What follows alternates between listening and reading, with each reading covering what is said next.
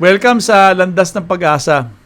Nakaranas na ba kayo na yung feeling ninyo parang ang layo nyo sa Diyos? Yung ang feeling nyo, may ginawa kayong kasalanan, medyo hindi kayo nagdadasal, matagal na kayong hindi lumalapit sa Kanya, o kaya matagal na kayong hindi nagsimba. Pero bigla kayo nangailangan. Nangailangan kayo sa Diyos na meron kayong kahilingan sa Kanya, at nahihiya kayong lumapit sa Kanya. Ay, ito pong kwento na ito, para po sa ating mga nahihiya sa Diyos. Kasi feeling natin ang layo niya. Ito sa Mark chapter 7, 24-30. Umalis si Jesus at pumunta sa bayan na malapit sa Tyre. Nagstay siya sa isang bahay at ayaw niyang malaman ng mga tao na nandun siya.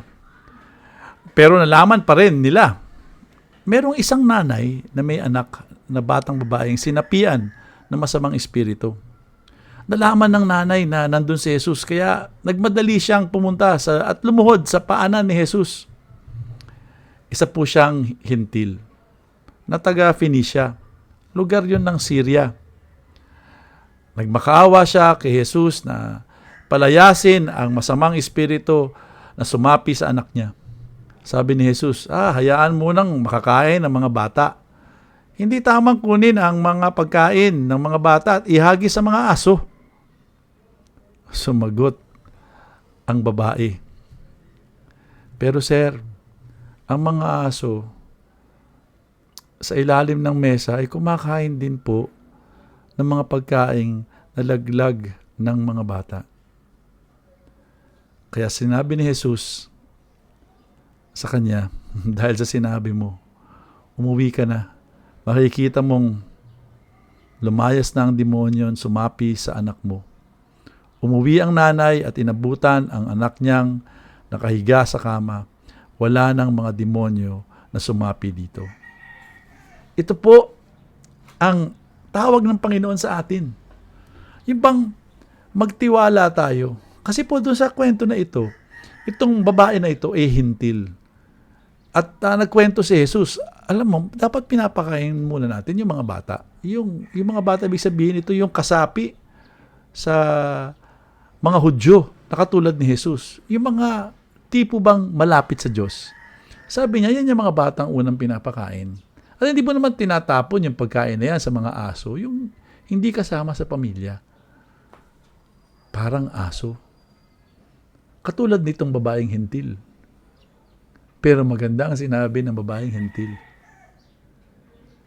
Kahit naman po yung konting tinapon ninyo, kahit na aso ang turing nyo sa akin at malayo ako sa inyo,